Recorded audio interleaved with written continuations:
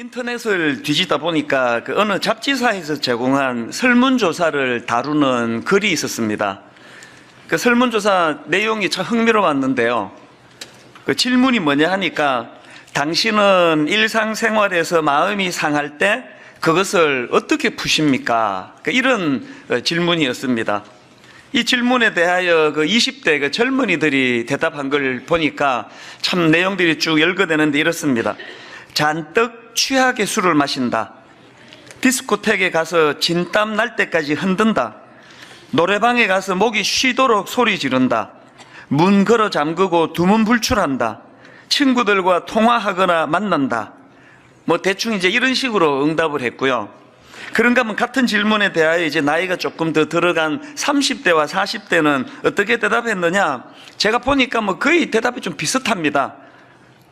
30대와 40대는 일상에서 마음이 상하면 어떻게 푸느냐 하니까 또 제일 먼저 나오는 게 역시 술입니다. 술을 마신다. 또 그 다음 나오는 게 무조건 집을 뛰쳐나간다. 이때부터 이제 장가를 갔기 때문에 이제 집을 뛰쳐나가는 게 이제 2위에 올라가 있습니다. 그 다음에 드라이브를 한다. 책을 본다. 친구를 만난다. 노래방에 간다. 뭐 이런 식의 대답들이 이제 쭉 열거가 됐는데요. 그 다음 질문에 대한 답이 참 제 마음을 짠하게 했습니다. 질문이 뭐냐 하니까 당신이 선택한 그 방법으로 상한 마음이 풀렸습니까?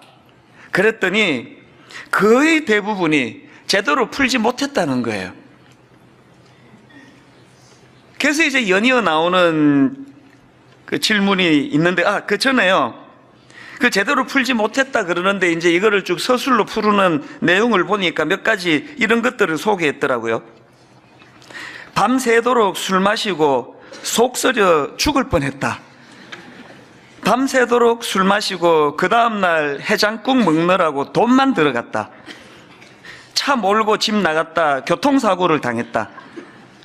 노래방 가서 소리 지르며 노래 부르다가 이비인후과 신세를 졌다. 뭐 이런 식의 이제 그 결과들을 쭉 언급을 해 놓았는데요.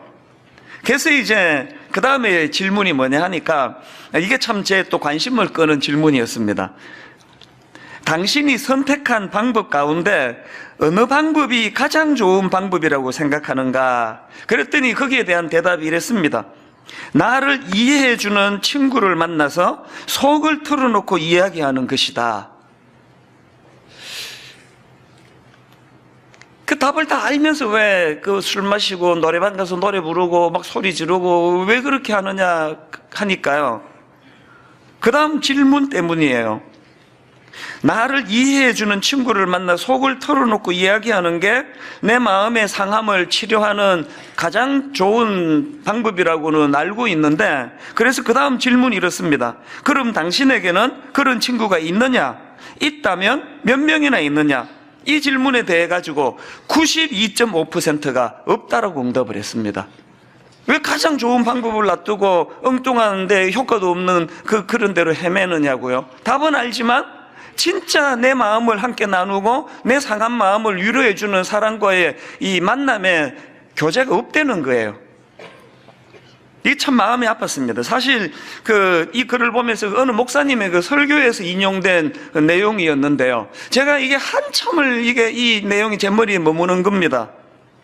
이 설문조사 결과에는 이 시대를 살아가는 현대인들의 피곤함, 그리고 또 그 피곤함을 풀지 못하는, 그래서 힘들어하는 현실, 뭐 이런 것들이 다 녹아 있는 거 아닙니까?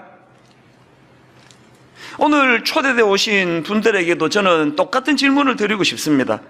여러분은 여러분의 일상에서 마음이 상할 때 그거 어떻게 푸십니까? 이런 고민을 안고 살아가는 현대인들에게 저는 참 중요한 성경 말씀이 한 구절 있다고 믿는데요. 그게 이사야 40장 30절 31절입니다. 오늘 본문이 40장인데 맨 끝에 나오는 말씀이에요. 소년이라도 피곤하며 곤비하며 장정이라도 넘어지며 쓰러지되 오직 여호와를 앙망하는 자는 새 힘을 얻으리니 독수리가 날개치며 올라간 같을 것이요 다른 박질하여도 곤비하지 아니하겠고 걸어가도 피곤하지 아니하리로다. 새 번역으로는 좀 더 생생하게 번역을 했는데요. 비록 젊은이들이 피곤하여 지치고 장정들이 맥없이 비틀거려도 오직 주님을 소망으로 삼는 사람은 새 힘을 얻으리니 독수리가 날개를 치며 솟아오르듯 올라갈 것이요 뛰어도 지치지 않으며 걸어도 피곤하지 않을 것이다. 저는 이 말씀 안에서 현실적으로 발견하는 두 부류의 사람들이 이 안에 담겨 있다고 보는데요. 한 부류는 어떤 인생입니까? 30절밖에 없는 인생이에요. 30절이 뭐였죠? 소년이라도 피곤하며 곤비하며 장정이라도 넘어지며 쓰러지되 끝. 이것밖에 없는 인생이에요. 그럼 맨날 피곤한데 풀 데가 없는 거예요. 그런가 하면은 오늘 본문 안에 저는 또 다른 한 부류의 사람을 만나는데요. 똑같이 30절이 있습니다. 늘 피곤하고 지치고 맥없이 비틀거리고 그렇게 살지만 뭐 참 어떻게 이걸 뭐 피할 길이 없는 인생, 누구라서 이 30절을 피하겠냐고요. 그런데 두 번째 부류의 인생의 강력한 특징이 뭐냐? 복구력. 자, 31절을 보십시오. 독수리가 날개치며 올라간 같을 것이요 다른 박질하여도 곤비하지 아니하겠고 걸어가도 피곤하지 아니하리로다. 지금 이 30절 31절에 나오는 두 부류의 인생 중에 공통점은 모두가 다 피곤해요. 뭐 누구라서 안 피곤합니까? 모두가 지금 비틀비틀 인생을 걸어가고 있는 세상살이를 사는데, 그런데 이 두 부류의 차이점이 뭐라고요? 하나는 한 번 그렇게 어려운 일을 만나면 복구가 잘 안 돼, 복귀가. 그런데 또 다른 한 부류는 복구력이 있습니다. 금방금방 회복되고 금방금방 일어나는 그런 부류의 사람이 있습니다. 아마 오늘 여기 참석하신 분들 이제 의자가 다 있어서 어려운데요. 이게 지금 마룻바닥이라고 치면은요. 자, 한번 다 일어나 보세요. 이제 여러분들 중에 이렇게 금방금방 복구가 되고 또 회복이 되고 치유가 되는 사람은 이쪽으로 서시고, 그냥 술을 마셔봐도 노래방 가서 소리를 불러봐도 이렇게 저렇게 인생의 어려움 때문에 마음이 상해 있는 걸 도대체 풀 데가 없습니다. 그런 분들은 이쪽으로 한번 서보세요. 그러면요 92%가 이쪽에 서는 거 아닙니까? 통계로 말하면 8%만 이쪽에 서는 거 아닙니까?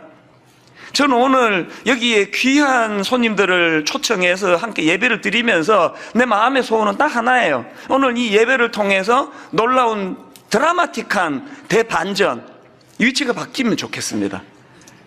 나도 피곤하고 나도 힘들고 나도 우울하고 또 마음이 그렇게 어지러울 때가 참 많지만 이 교회를 다녀가고부터 나는 이제 금방금방 회복이 되더라고요. 정말 이상하게도 신기하게도. 그래서 이 복구력을 가진 분이 92%. 참 어려움 속에 있는 분들은 여전히 복구가 안 되는 분 한 8% 이렇게 대반전이 일어나면 좋겠다는 그런 마음의 소원을 가지고 제가 오늘 이 본문 말씀을 준비를 했거든요. 그래서 오늘 이런 각도로 오늘 이 본문을 좀 살펴보려고 하는데요. 이제 오늘 이 본문 말씀의 그 배경이 이렇습니다. 이 이사야 40장의 배경은 지금 이스라엘 백성들이 그 범죄함으로 하나님께 징계를 받고 바벨론에게 망합니다, 나라가. 그리고는 그 귀한 백성들이 지금 바벨론의 그 적국의 나라에 포로로 끌려가 있는 상태예요. 오래 지금 포로 생활로 지쳐 있고 또 신음하고 있는 그 상태에 있는 이스라엘 백성들에게 하나님께서 위로의 말씀을 주시고 예언의 말씀을 주시는 게 오늘 본문의 말씀이에요.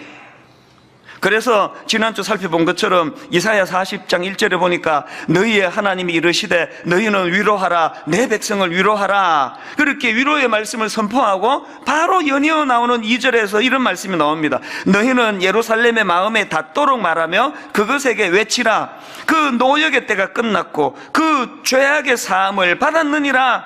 무슨 뜻입니까? 이제 곧 해방될 거라는 거예요. 지난주 말씀드렸죠? 하나님의 위로는요, 그 은발의 오줌 누는 위로가 아니에요. 뭐 잠깐요, 요 위로가 될 듯 말 듯 하다가 소용없는 그런 위로가 아니라 대안을 갖고 계시는 위로예요. 글쎄요, 이런 말씀이 그 자기에게 들려졌다 했을 때 그 이스라엘 백성들의 그 위로받는 건 뭐 이런 말로 다 못했을 겁니다. 그런데 중요한 게 뭐냐? 이런 말씀을 이제 쭉 앞쪽에서 선포를 하고 언급을 했는데 9절에 보니까 하나님이 뭘 강조하시느냐? 아름다운 소식을 시온에 전하는 자여, 너는 높은 산에 오르라. 아름다운 소식을 예루살렘에 전하는 자여, 너는 힘써 소리를 높이라. 두려워하지 말고 소리를 높여 유다의 백성들에게 이르기를 너희의 하나님을 보라 하라. 이 말씀의 의미를 지난주에도 살펴봤는데 이 뭘 의미합니까? 지금 이스라엘 백성들이 그 포로 생활 가운데 있는 현실을 힘들어하기 때문에 오매불망 기다리는 거는 해방이에요. 해방. 집으로 돌아가는 거예요. 다시 귀환하는 거예요. 그러니까 이제 막 모든 관심이 이제 이 포로로부터 풀려나 귀환하는 거라고 하는 거기에 있는 초점이 거기에 가 있는 그들에게 하나님이 뭘 상기시켜 주기를 원한다고요? 지난주에 살펴본 것처럼 세 번역으로는 이게 여기에 너희의 하나님이 계신다. 또 영어 NIV 성경으로 보니까 Here is your God 이렇게 돼 있더라고요. 뭘 상기하라고요? 그 결과물인 이제 해방이 돼가지고 포로 생활을 끝내고 집으로 가는 그것도 너무나 중요하지만 더 근원적으로, 더 본질적으로 그 일이 어떻게 가능하게 된지에 대한 생각을, 초점을 흐리면 안 된다는 거예요. 그게 바로 여기에 너희의 하나님이 계신다. Here is your God. 제가 앞에서 그 설문조사 말씀을 드리지 않았습니까? 일상에서 마음이 상할 때 그걸 풀 수 있는 방법이 없어 힘들어하는 그것도 문제지만 왜 못 푸느냐 했을 때 나를 이해해주는 그런 대상을 만나서 속을 털어놓고 그걸 함께 나눌 사람이 없어서 이것도 참 그 가슴 아픈 이야기 아닙니까? 그 이런 맥락으로 제가 오늘 이 본문 말씀 여기에 너희의 하나님이 계시다 또 Here is your God이라고 하는 그 상기시켜 주시는 그 초점이 결과물보다 중요한 게 그것을 가능하게 하신 하나님을 주목해야 된다는 이 말씀을 제가 읽으면서 그 신약의 사건 하나가 떠올려졌습니다. 여러분도 다 아시는 유명한 사건인데요. 사도행전 3장에 보면은 예수님의 제자 그 사도 베드로와 요한이 이제 성전으로 이제 기도하러 가는 중인데요. 성전 문 앞에서 구걸하는 장애인을 만납니다. 사도행전 3장 3절부터 5절입니다. 그가 베드로와 요한이 성전에 들어가려 함을 보고 구걸하거늘 베드로가 요한과 더불어 주목하여 이르되 우리를 보라 하니 그가 그들에게서 무엇을 얻을까 하여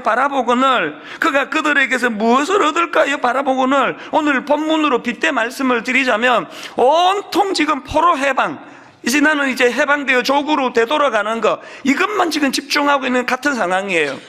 그 거지 입장에서 이제 배가 고프기 때문에 그 동전 두 입, 자기 배를 이제 채워줄 수 있는 동전 한 입, 두 입이 저 주머니 안에 들어있다는 것 때문에 그걸 주목하고 있는 거예요.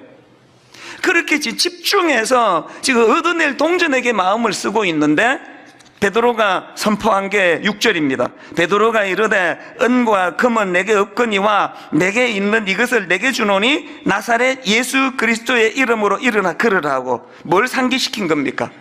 오늘 본문으로 말하자면 Here is your God. 네가 집중해야 되는 거는 은과 금, 그 한 끼 끼니를 때우는 그래서 그 문제가 해결되는 그것으로서가 아니라 그 일이 가능하다고 하는 근원적인 것 예수 그리스도의 이름 이쪽으로 지금 시선을 옮기고 있는 거거든요. 제가 이 구절이 왜 지난주에 떠올라졌냐 하면은요 이 베드로의 이 선포가 가져다준 놀라운 두 가지 결과 때문이에요.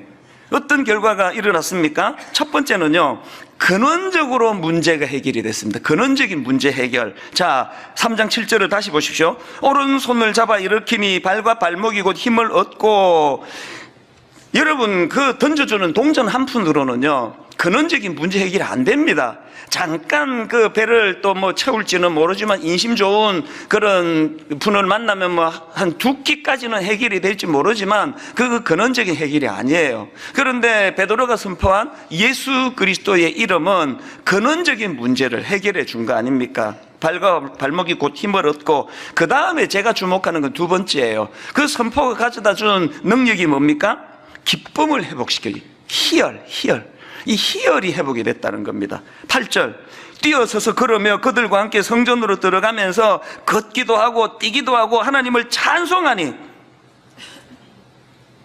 혹시 여러분 이런 그 희열을 맛본 게 언제적인지 기억이 나세요? 언제 이런 희열? 그래서 막 너무 기쁘니까요, 체면이 없어지는 거예요. 이 사람들이 뭐 나보고 좀 미친놈이라 그러면 어떡하지? 이런 거 다 없어지고 막 걷기도 하고 뛰기도 하고 막 깡충깡충 뛰면서 막 그 감격이 어떻게 주체가 안 되는 기쁨이 지금 흐르고 있거든요. 여러분 이런 때가 있으셨어요?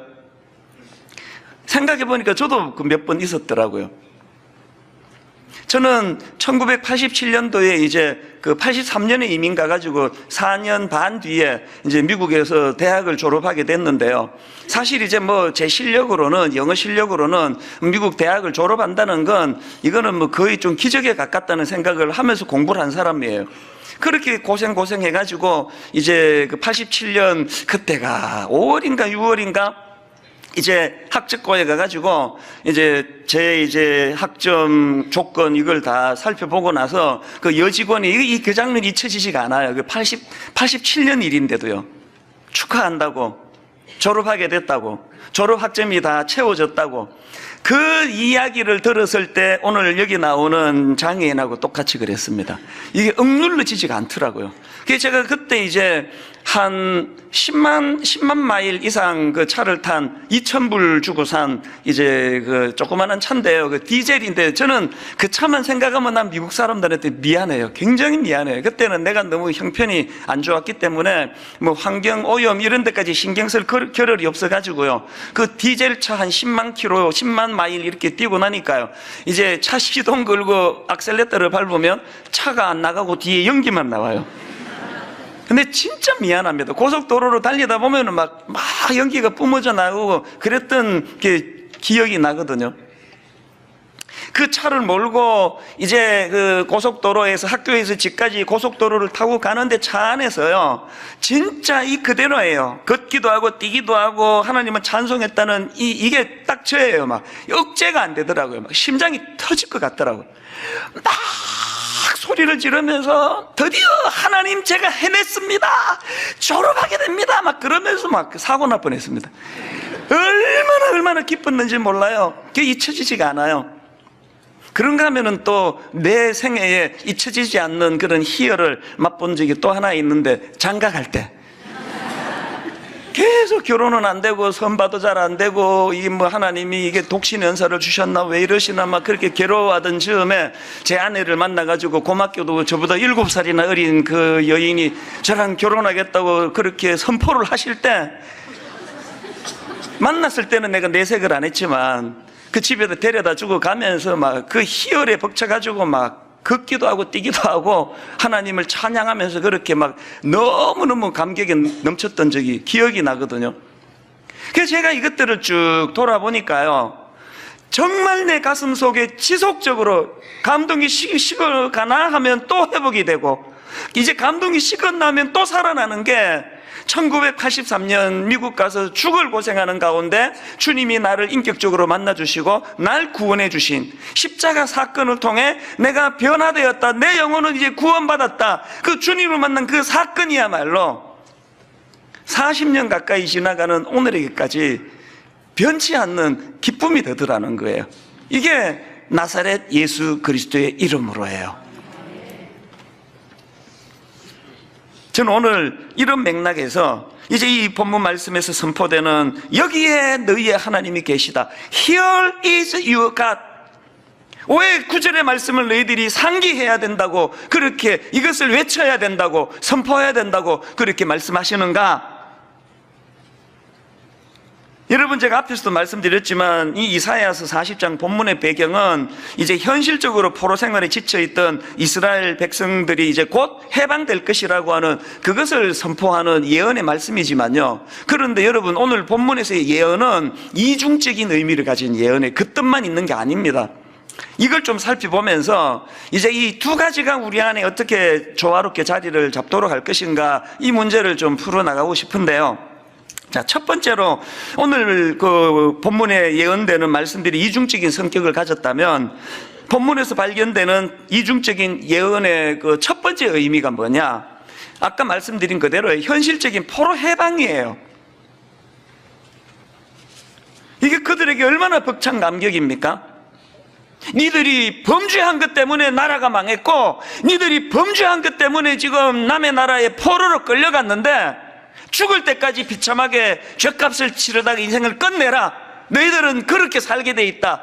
이렇게 선포하지 않으시고, 아까 읽어드렸잖아요. 2절에 그 노역의 때가 끝났고 그 죄악이 사함을 받았느니라. 이 선포가 오늘 본문에 담겨져 있는 예언의 첫 번째 의미라니까요. 이게 저에게도 왜 이게 이렇게 의미가 되는지 아세요? 오늘 이 땅을 살아가는 저와 여러분 모두가 다 지금 억압과 눌림과 중독의 상태 아닙니까? 어딘가에는 지금 포로로 지금 그렇게 우리의 영혼이 지금 붙잡혀 있는 거 아닙니까?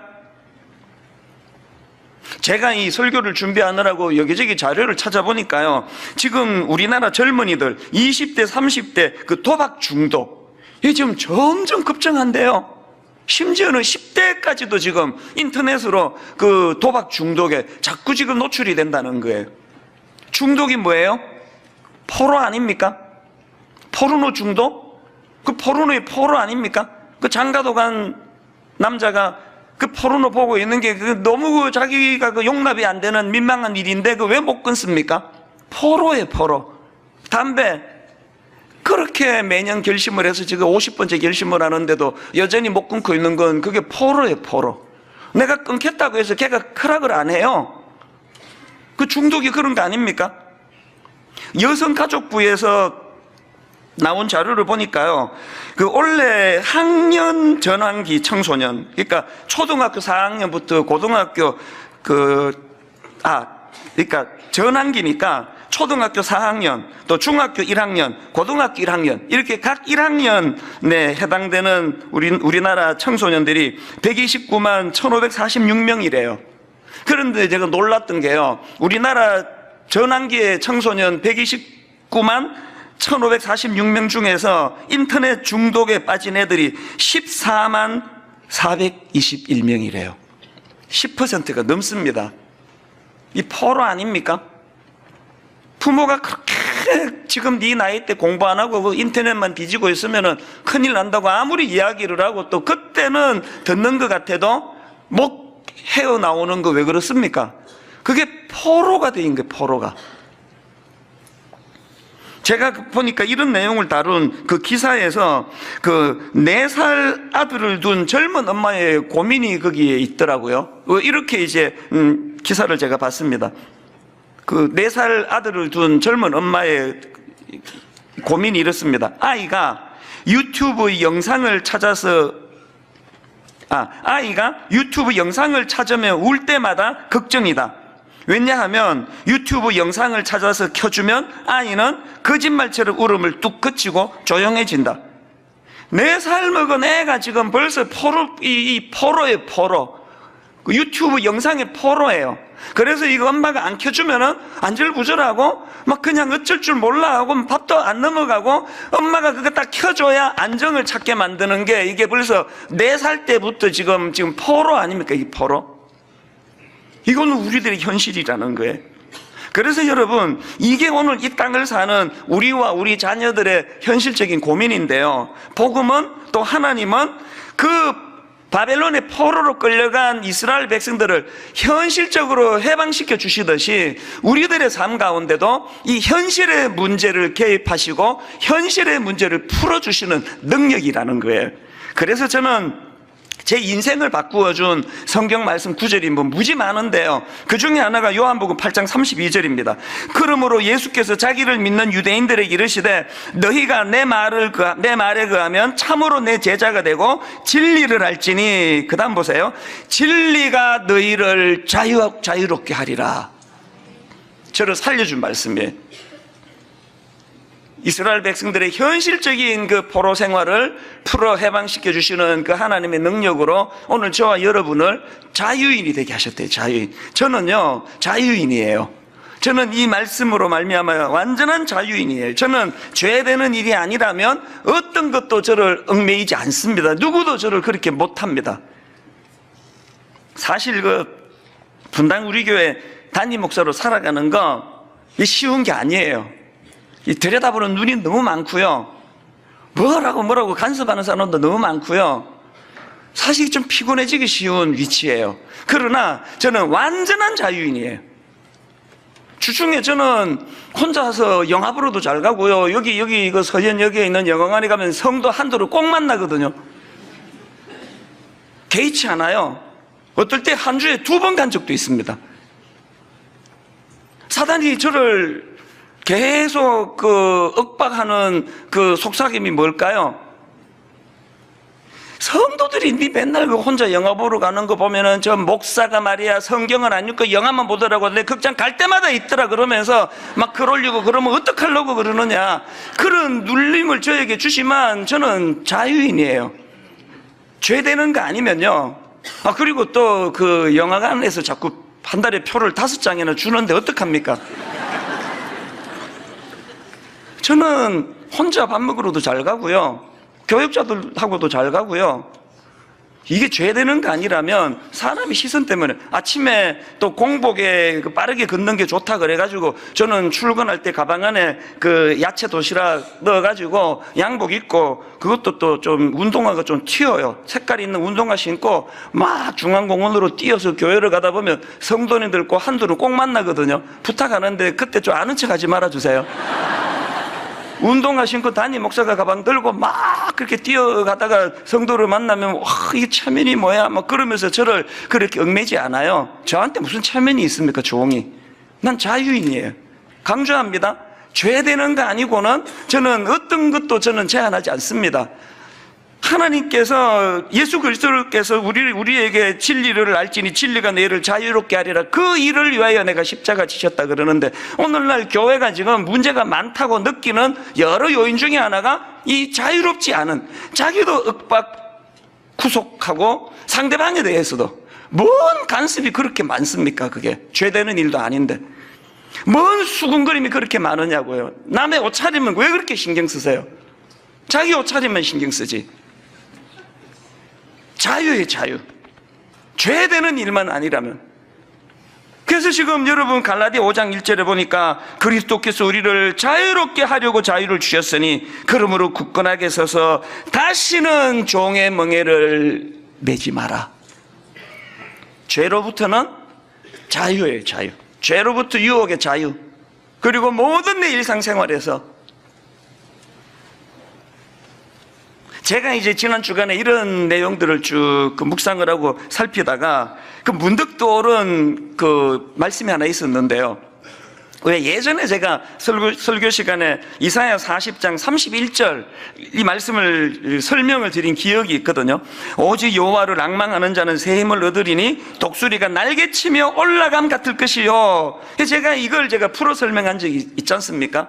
여기 나오는 독수리가 날개치며 올라간 우리말 성경의 뉘앙스는 그 독수리가 자기가 날개쳐서 올라가는 것 같은데 사실은 그게 아니라는 거예요.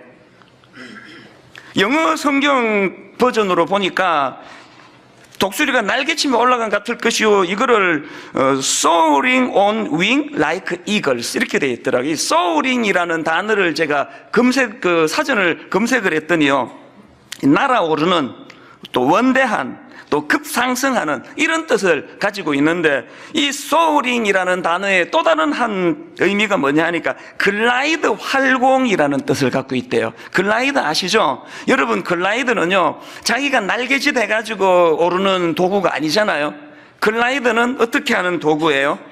공기 기류를 타면서 그렇게 운행되는 기구가 글라이드 아닙니까?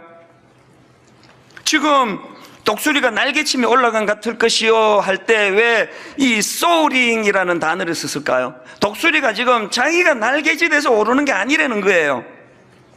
제가 이번에 이걸 보면서 놀랐던 게요. 독수리는 우리 생각과 달리 이 조류 중에는 이 나는 게 굉장히 약한 존재래요. 왜 그렇게 약할 수밖에 없느냐? 독수리가 날개를 펼치면 어떤 건 그 날개가 2m가 넘는데요. 여러분 다 아시지만 제대로 날려면은 가벼워야 되잖아요. 그래서 비행기 탈 때 무게가 좀 무거우면 돈 더 받잖아요. 가벼워야 잘 날 수 있는 거 아닙니까?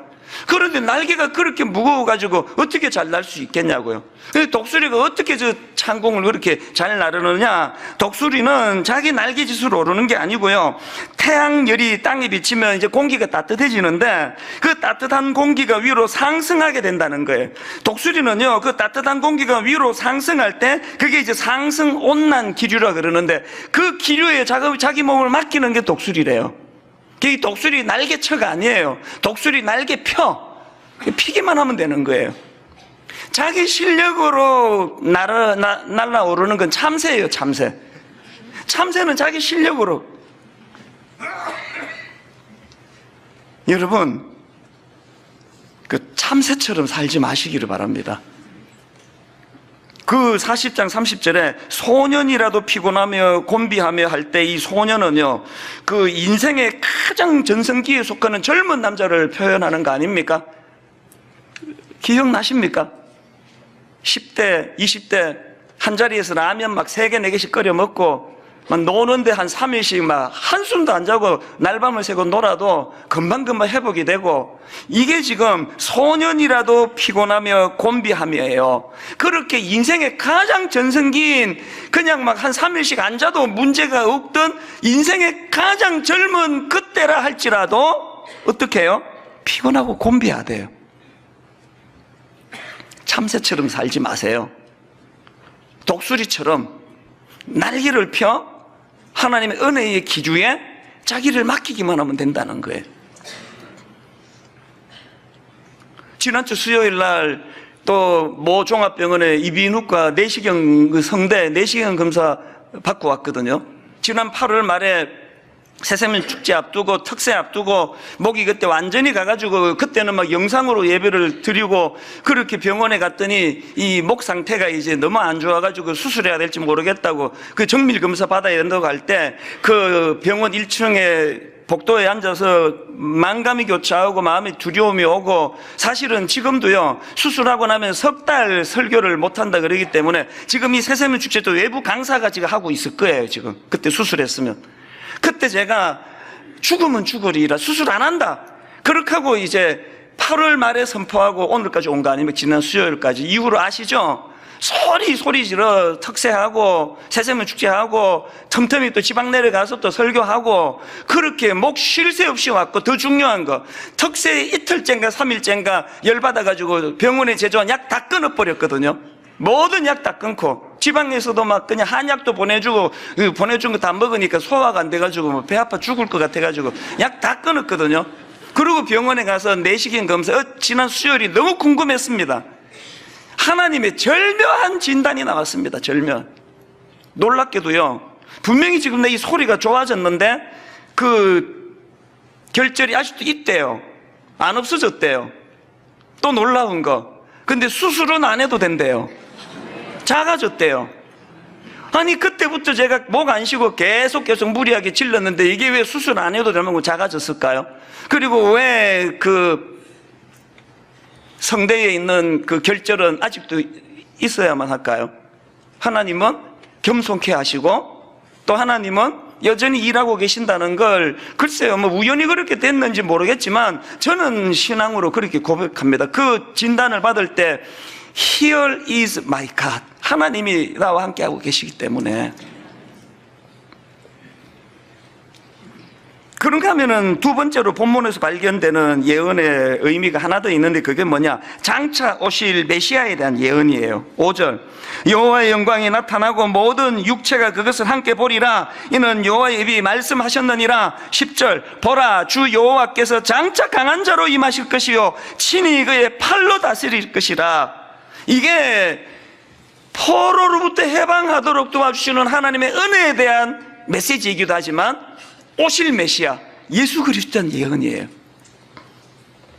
여러분 이 예언 중에 1번만 강조하면요, 그래서 현실적으로 어려운 문제가 해결이 되고 중독이 풀려지고 뭐 상처가 낫고 성대가 고침받고 이것만 강조하면요 우리는 배부른 돼지 같은 종교예요. 이게 오늘 대형교회 저 같은 교회 목사들이 일으키는 수많은 무리에 대해서 여러분 진짜 제가 머리 숙여 사과합니다.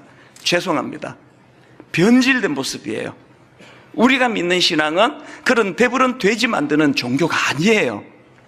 그런가 하면 현실의 문제는 전혀 무시하고 장차 죽으면 천국 간다 이것만 강조하는 그런 교회라고 한다면 그건 뜬구름 잡는 종교예요. 아무 의미 없습니다. 이 둘의 조화예요. 오늘 여기 계시는 하나님, 이 성대 하나조차도 외면하지 않으시고 저의 유익을 위해서도지만 이런 큰 집회와 행사에 지장받지 않도록 세밀하게 간섭하시는 하나님, 또 그런가 하면은 현실에 함몰되지 않도록 꿈꾸게 하시고 오실 주님을 기다리게 하시고 소망하도록 하시는 것, 이 두 가지가 조화가 이루어지고 있다면 건강한 신앙이에요.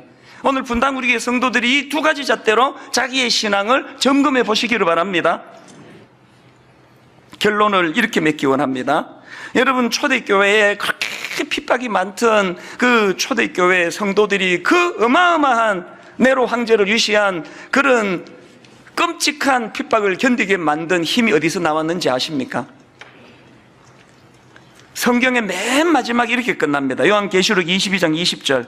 이것들을 증언하는 이가 이르시되 내가 진실로 속히 오리라 하시거늘 아멘. 주 예수여 오시옵소서. 주 예수의 은혜가 모든 자들에게 있을지어다. 아멘. 21절로 끝나는 게 성경이에요. 여기 나와 있는 아멘 주 예수의 오시옵소서, 이거는 아람어로 마르나타를 번역해 놓은 거예요. 죽을 것 같은 현실의 고통 속에서도 오실 메시아, 한 번 하신 약속은 시건치 않아 하시는 그 하나님께서 다시 이 땅에 메시아를 보내주실 것이라고 말씀하셨다는 그 소망, 그 꿈, 여러분, 저와 여러분도요, 이 두 가지의 오늘 그 예언의 의미, 현실의 중독을 포함한 억압된 우리 가슴 아픈 이 문제들을 풀어주시는 하나님, 그런가 하면 꿈꾸게 하시는 하나님, 더 중요한 것, 메시아를 소망하게 하시는 그 하나님, 이 조화를 잘 갖춘 건강한 신앙인, 또 오늘 초대받아 오신 손님들 되시기를 주님 이름으로 축복합니다.